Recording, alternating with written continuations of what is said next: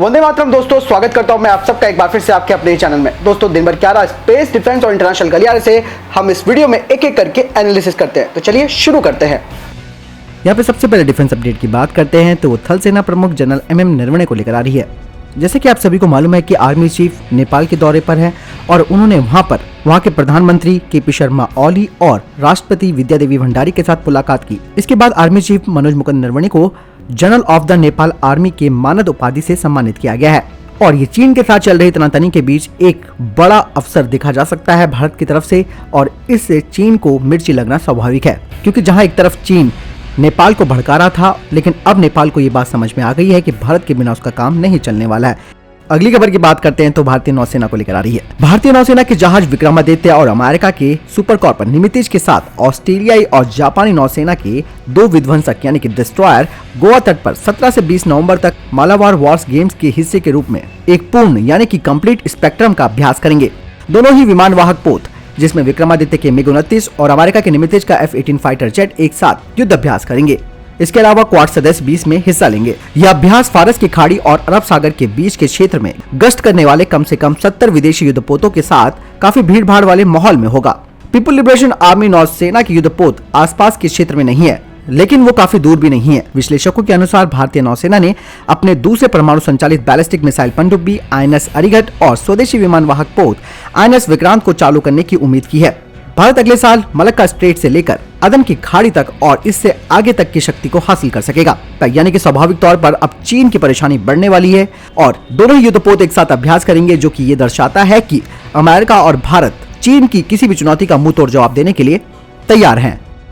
बढ़ते हैं अगले डिफेंस अपडेट की तरफ, जो आ रही है LAC को लेकर। पूर्वी लद्दाख में वास्तविक नियंत्रण रेखा पर जारी तनाव को खत्म करने के लिए भारत और चीन के सैन्य कमांडरों के बीच 8वें दौर की बातचीत चुशुल क्षेत्र में आरंभ हुई। इस दौरान भारत की तरफ से अपने पुराने स्टैंड को दोहराया गया, जिसमें LAC पर मई से पूर्व वाली स्थिति को बहाल करना है। आपको बता दें कि शुक्रवार को सुबह ये बैठक शुरू हुई और रात तक जारी रही, और इस बैठक में क्या क्या हुआ है इसके बारे में जानकारी आज शाम तक मिल जाएगी। सूत्रों के मुताबिक भारत चीन पर दबाव डाल रहा है कि वो पहले ऊंची पहाड़ी से पीछे हटे। दरअसल भारत ने पिछले महीने कई ऊंची पहाड़ियों पर मोर्चा संभालकर चीन पर बढ़त हासिल कर रखी है। इससे चीनी सेना बौखलाई हुई है। दोनों देशों के 50-50 हजार सैनिक LAC के पास तैनात है, यानी कि यहाँ पर अब चीन की मुश्किलें बढ़ती हुई दिख रही हैं। उसकी कोशिश ये है कि भारत पीछे हटे, लेकिन भारत चाहता है कि मई वाली स्थिति को बरकरार रखा जाए। अगर वो स्थिति बरकरार नहीं रहती तो भारत ने जो पोजीशन ऑलरेडी डोमिनेट कर रखी है, यानी कि जिन पर नियंत्रण कर रखा है, भारत वहां से पीछे नहीं हटेगा। अगली डिफेंस अपडेट की बात करते हैं तो भारतीय वायुसेना को लेकर आ रही है। भारतीय वायुसेना के प्रमुख राकेश कुमार सिंह भदौरिया ने कहा कि आधुनिक युद्ध का क्षेत्र अत्यंत जटिल और मल्टी डायमेंशनल है और सुरक्षा को देखते हुए ये खतरे अप्रत्याशित हैं, और ऐसे में सशस्त्र बलों को विभिन्न मोर्चों से पैदा होने वाले दुश्मन देशों और उनके खतरों से निपटने के लिए तैयार रहना चाहिए। साथ ही उन्होंने CDS पद की काफी तारीफ भी की। उन्होंने कहा कि ये सेनाओं के लिए उच्च रक्षा सुधारों का हिस्सा है। इसके अलावा वायुसेना प्रमुख ने कहा कि चीन के साथ पूर्वी लद्दाख में गतिरोध के जवाब में भारतीय वायुसेना की आक्रामक क्षमताओं ने दुश्मन को काफी हद तक दूर रखने में अहम भूमिका निभाई है। उन्होंने कहा कि हमारा मानना है कि हमारी सक्रिय कार्रवाई और कड़े रुख ने दुश्मन को और कोई प्रयास करने से रोकने में अहम भूमिका निभाई है। हमें उम्मीद है कि चल रही वार्ता प्रक्रिया में वास्तविक नियंत्रण रेखा पर शांति और स्थिरता बरकरार हो जाएगी। अगली खबर की बात करते हैं तो वो भारत और इटली के रक्षा सहयोग को लेकर आ रही है। भारत और इटली ने ऊर्जा, जहाज निर्माण, व्यापार और सांस्कृतिक क्षेत्र में 15 पैक्ट्स पर साइन किए हैं। इसे भारत का यूरोप के साथ बढ़ती हुई रणनीतिक साझेदारी के तौर पर देखा जा रहा है। आपको बता दें कि दोनों प्रधानमंत्रियों ने रक्षा सहयोग के लगातार मजबूत होने का स्वागत किया और नियमित रक्षा आदान प्रदान के महत्व को पहचाना। साथ ही अधिक से अधिक दो तरफा सहयोग और टेक्नोलॉजी यानी कि प्रौद्योगिकी सहयोग, सह विकास और सह उत्पादन पर चर्चा के माध्यम से डिफेंस इंगेजमेंट और रक्षा उद्योग को और ज्यादा विस्तारित करने की आवश्यकता पर जोर दिया। दोनों पक्षों ने 2020 से 2025 की अवधि के लिए एक द्विपक्षीय साझेदारी की प्राथमिकताओं, रणनीतिक लक्ष्यों और मैकेनिज्म को स्थापित करने की बात पर जोर दिया। इटली की फर्म फिनकेंटी ने समय के साथ भारत के स्वामित्व वाले CSL के साथ एक लॉन्ग टर्म यानी कि दीर्घकालीन साझेदारी को गति प्रदान करके भारत में अपनी उपस्थिति को बढ़ाया है, जो कि भारत के पूर्वी और पश्चिमी दोनों तटों पर सुविधाओं को नियंत्रित करती है। आपको बता दें कि इन दोनों समूहों ने एयरक्राफ्ट कैरियर विक्रांत के लिए design, integration, unit engine system और कई कॉम्प्लीमेंट्री सर्विसेज को प्रदान किया है। इसके बाद फिनकेंटियरी ने national institute of ocean technology को रिसर्च वेसल सागर निधि को प्रदान किया। हालांकि भारत का इटली के साथ रक्षा संबंध बनाए रखना काफी जरूरी भी है, क्योंकि काफी सारे उपकरण इटली से बनकर आते हैं और उनकी जो डिफेंस कंपनियां हैं वो विश्व स्तरीय हैं। ऐसे में एक दो मामलों को छोड़कर भारत को इटली के साथ आगे कंटिन्यू करना चाहिए रक्षा सहयोग को, क्योंकि ये भारत के हित में है।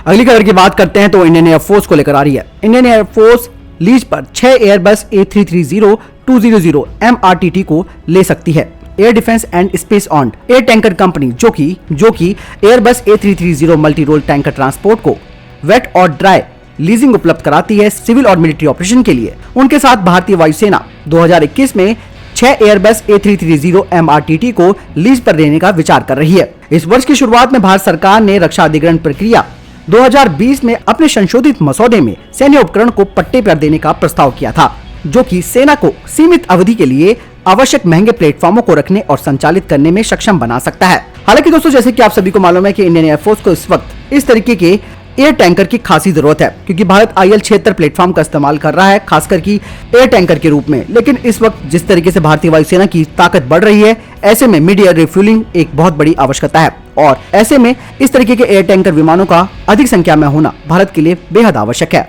रक्षा अधिग्रहण प्रक्रिया 2020 के अनुसार लीजिंग को 2 सब कैटेगरीज में बांटा जाएगा, जिनमें जहां लेजर एक भारतीय इकाई है और परिसंपत्ति का मालिक है, और लीज जो कि विदेश से उपकरण के पट्टे को संदर्भित करता है। सूत्रों के अनुसार एयर टैंकर भारतीय वायुसेना के लिए AAR ड्यूटीज के लिए पूर्ण रूप से उपलब्ध होने वाले 6 टैंकरों के मुख्य बेड़े को बनाए रखेगा।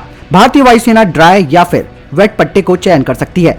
इंडियन एयरफोर्स एयर टैंकर के लिए ट्रेनिंग पार्टनरशिप एग्रीमेंट को भी कर सकती है। ड्राई लीज समझौते के तहत विमान आमतौर पर 2 से 7 साल की अवधि के लिए अधिकृत किए जाते हैं, लेकिन अगर पट्टा काफी मैच्योर हो गया है तो पट्टेदार के पास उपकरण खरीदने का विकल्प भी होता है। यानी कि इससे भारतीय वायुसेना की जो सबसे बड़ी कमी है एयर टैंकर्स की, वो दूर होगी लीज पर लेने की। और इस तरीके के जो विमान होते हैं वो काफी महंगे होते हैं। ऐसे में लीज लेने का विचार भारत के द्वारा बहुत अच्छा कहा जा सकता है। और साथ ही इसमें यह भी है कि हमने जितनी पेमेंट ऑलरेडी कर दी है लीज के साथ साथ, उसके बाद भारत के पास इन्हें खरीदने का भी विकल्प है, जो कि कम रेट पर भारत को मिल सकता है।